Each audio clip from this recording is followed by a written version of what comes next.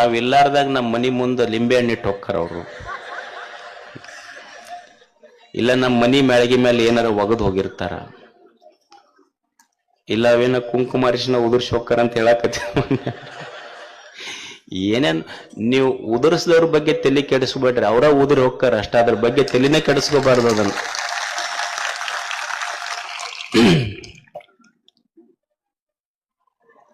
ಮನುಷ್ಯನ ನಿಜವಾದ ವೈರಿ ಯಾರು? ನಾವು ನಮ್ಮ ಮನೆ ಮಗ್ಗಲ್ದವ್ರು ವೈರಿಗಳಂತೀವಿ, ಅಥವಾ ನಮ್ಮ ಮನೆಯನವರ ನಮಗೆ ವೈರಿಗಳದಾರಿ ಅಂತೀವಿ. ಒಬ್ಬ ತತ್ವಜ್ಞಾನಿ ಅವ ತಪ್ಪನ್ನ ಮಂದಿ ಕಡೆ ಬಟ್ಟ ಮಾಡಿ ತೋರಿಸುವುದಿಲ್ಲ. ಒಬ್ಬ ವ್ಯಕ್ತಿಯ ನಿಜವಾದ ವೈರಿ ಯಾರು ಅಂದ್ರ ತನ್ನಲ್ಲಿರುವ ಆಲಸ್ಯತನವೇ ಅವನ ನಿಜವಾದ ವೈರಿ ಅಂತ. ಆಲಸ್ಯಂ ಹಿ ಮನುಷ್ಯಾಣಂ ಶರೀರಸ್ಥೋ ಮಹಾನ್ ರಿಪು. ಮನುಷ್ಯನ ಆಲಸ್ಯತನವೇ ಅವನ ನಿಜವಾದ ವೈರಿ ಅಂತ. ಆಲಸ್ಯತನ ಅಂದ್ರೆ ಏನು? ಆಲಸ್ಯತನದ ಒಂದು ಅರ್ಥ ಏನಂದ್ರ ಓದಬಾರ್ದು ಪಾಸ್ ಆಗ್ಬೇಕು,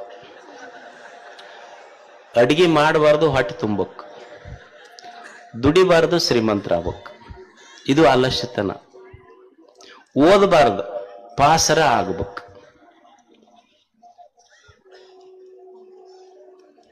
ರಿಸಲ್ಟ್ ಬಂತು, ಮಗೊಂದು ಫೇಲ್ ಆಗೈತಂತ ಬಂತು.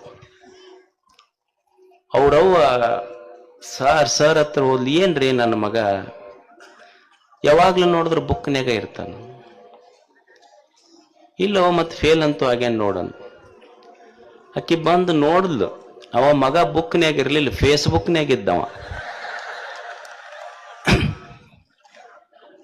ನಮ್ಮ ಹುಡುಗರು ಯಾವಾಗ ಅವ್ರ ವ್ಯಕ್ತಿತ್ವ ಬೆಳಿತೈತಿ ಅಂದ್ರ ಪ್ರತಿನಿತ್ಯ ತಲೆಯಾಗ ಫೇಸ್ಬುಕ್ ನೋಡ್ಬೇಕಂತ ಇರಬಾರದು. ಮುಂದೊಂದು ದಿವಸ ವಿದ್ಯಾರ್ಥಿಗಳು ಓದುವ ಬುಕ್ಕಿನೊಳಗು ನಂದೊಂದು ಫೇಸ್ ಬರ್ಬೇಕಂತ ಅವ್ರ ತಲೆಯಾಗಿರ್ಬೇಕು. ಓದಿದ್ರೆ ಒಂದು ಫಲ ಸಿಗ್ತದೆ. ಅಡಿಗೆ ಮಾಡಬಾರ್ದು, ಹೊಟ್ಟೆನ ತುಂಬಕ್. ಈಗ ತಾಯಂದ್ರಿಗೆ ಕೇಳವ್ರು ಏನ್ ಹೇಳ್ತಾರ, ಅಮಾಸಿ ಹುಣ್ಣಿಮೆ ಬಂತಂದ್ರೆ ಒಟ್ಟು ನಮಗೆ ಅಡಿಗೆ ಮನ್ಯಾಗ ಹೋಗಂಗಾಗಲ್ಲ, ಮತ್ ಹೋಗ್ಬೇಕು ಯಾರಲ್ಲಿ?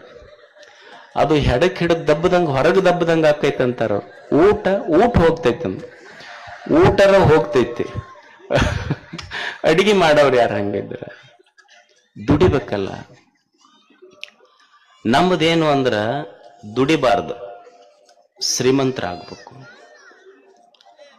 ದುಡಿಲಾರ್ದೆ ಶ್ರೀಮಂತರ ಹೆಂಗಾಗೋದು? ಈ ಕೊಪ್ಪಳ ಜಾತ್ರೆ ಅಂತ ಒಂದ್ ಜಾತ್ರೆ